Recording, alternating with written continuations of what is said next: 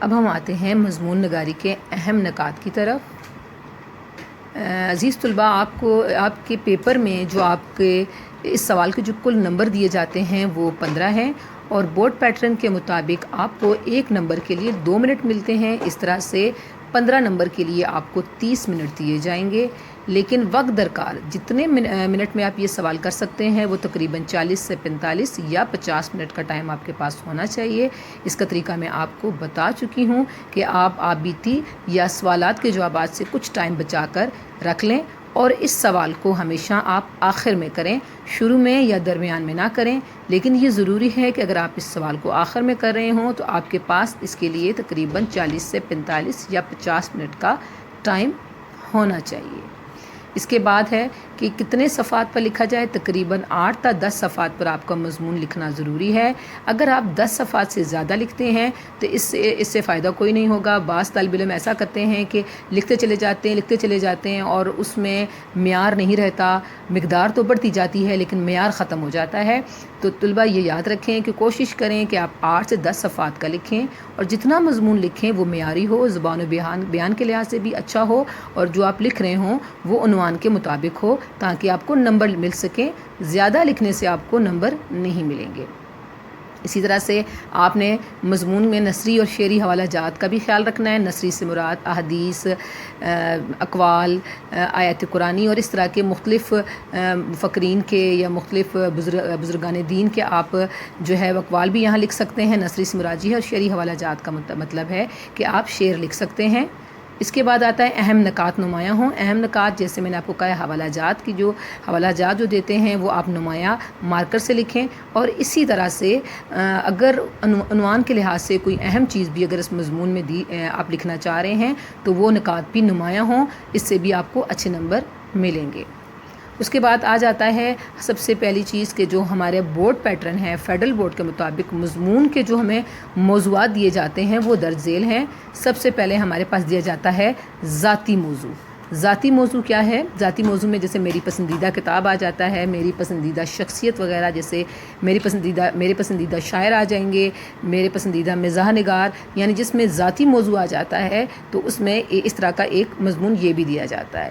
یعنی آپ کو 15 نمبر کے سوال کے لیے آپ کو 4 مضمون دیے جاتے ہیں، 4 عنوانات دیے جاتے ہیں، جس میں سے آپ نے کسی ایک عنوان پہ لکھنا ہوتا ہے۔ ایک تو آپ کو ذاتی موضوع پہ دیا جاتا ہے، دوسرا آپ کو دیا جاتا ہے قومی موضوع پر، جیسے پاکستان اور عالم اسلام، نظام تعلیم یعنی پاکستان کا نظام تعلیم یا پاکستان کے مسائل وغیرہ وغیرہ، یعنی یہ قومی موضوع پر بھی آپ کو ایک اس موضوع پر مضمون دیا جاتا ہے۔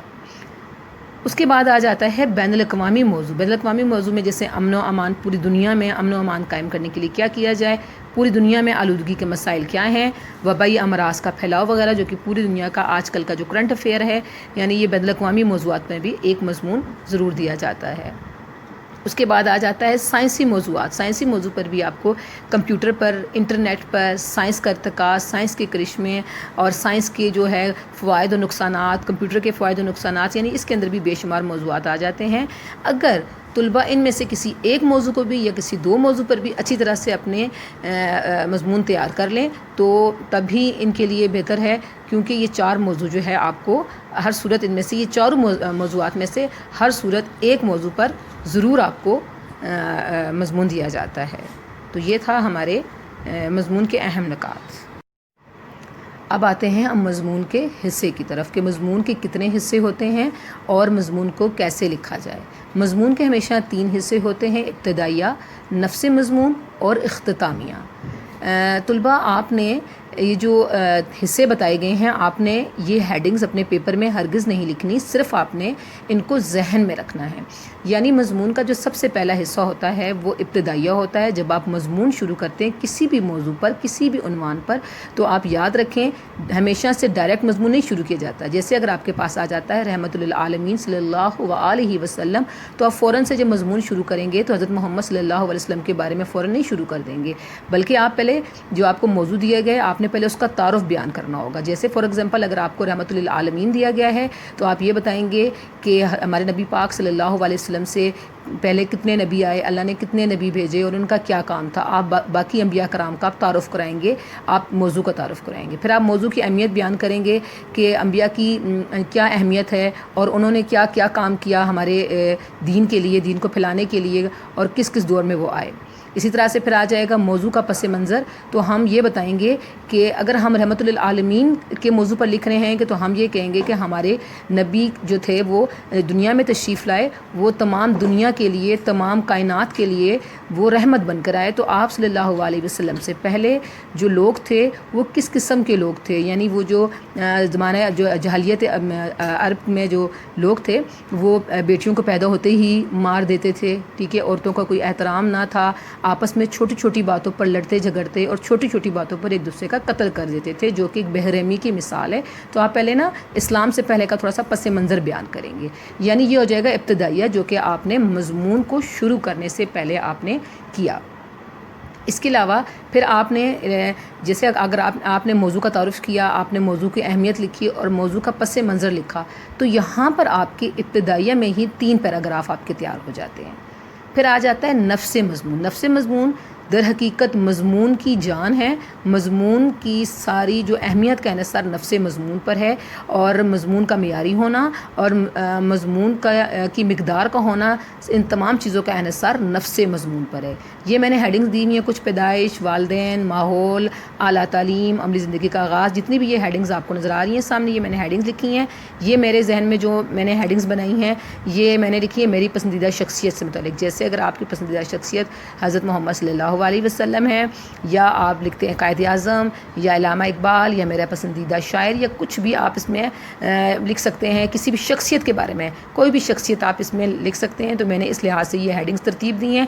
ضروری نہیں ہے کہ آپ نے تمام مضامین میں یہی ہیڈنگ دینی ہے, اور جب اگر آپ شخصیت پر بھی مضمون لکھیں تو آپ نے یہ ہیڈنگ نہیں لکھنی ہے, ان ہیڈنگز کو آپ نے ذہن میں رکھنا ہے. جیسے پیدائش, ہم یہ مضمون شروع کریں گے کہ عرب کی جاہلیت کے بعد اللہ تعالیٰ نے دنیا میں نبی بھیجے, اور جو ہمارے آخری نبی ہیں جو تمام کائنات کے لیے رحمت للعالمین بن کر آئے, پھر ان کی پیدائش کا بتانا ہے, وہ کب اور کہاں پیدا ہوئے, پھر ان کے والدین کے بارے میں بتانا ہے کہ وہ پھر اس کے بعد وہ کس ماحول میں پلے بڑھے.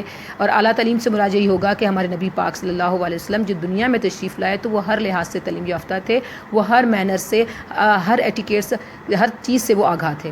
اعلیٰ تعلیم یہی ہو جائے گی. پھر عملی زندگی کا آغاز انہوں نے کیا.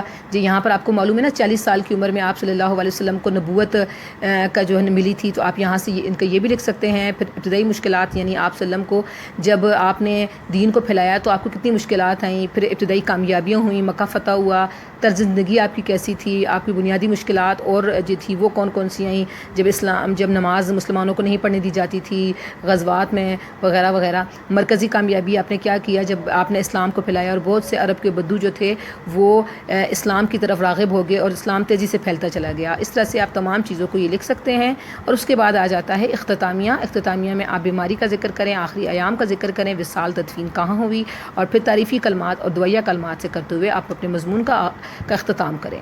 اگر آپ کے 3 پیراگراف اوپر بن جاتے ہیں, اور یہ جو میں نے 14 ٹوٹل 14 پیراگراف اگر آپ یہاں لکھ لیتے ہیں, اور اسی طرح سے اگر آپ 5 پیراگراف یہ لکھ لیتے ہیں, تو آپ کے کم از کم 21 سے 22 پیراگراف یہاں پر بن جاتے ہیں.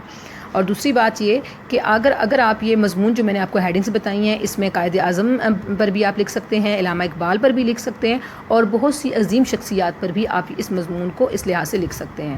تو یاد رکھیں کہ جب بھی کوئی آپ مضمون لکھنا شروع کریں, کسی مضمون کی آپ تیاری کریں, تو اس کے بارے میں آپ نے سب سے پہلے مطالعہ کرنا ہے, اس کے بارے میں آپ نے اس کی نالج لینی ہے, آپ نے معلومات لینی ہے. جب آپ کے پاس معلومات ہو جائیں گی تو آپ اپنے ذہن میں اس طرح سے اس کی ہیڈنگز کو ترتیب دیں, اور ہیڈنگز کو ترتیب دے کے مضمون کے اجزاء کو 3 حصوں میں تقسیم کریں اور مضمون لکھیں. اور جب آپ مضمون لکھ رہے ہوں, مضمون لکھنے کے دوران اپنے پیپر جب آپ کر رہے ہوں, تو آپ دائیں بائیں ہرگز مت دیکھیں, کیونکہ ٹائم کی کمی کے باعث آپ کے پاس اتنا وقت نہیں ہوتا کہ آپ دائیں بائیں دیکھیں, بلکہ مسلسل آپ کا قلم چلتا رہے تاکہ آپ اپنے وقت پر ایک معیاری اور ایک بہترین مضمون لکھ سکیں. یہی مضمون کے اہم نکات ہیں. اور آج کا جو آپ کا جو ہوم ورک ہے وہ ہے میری پسندیدہ شخصیت. اس پر آپ کسی بھی شخصیت پر مجھے مضمون آپ لکھ کر دکھائیں گے. شکریہ. اللہ حافظ.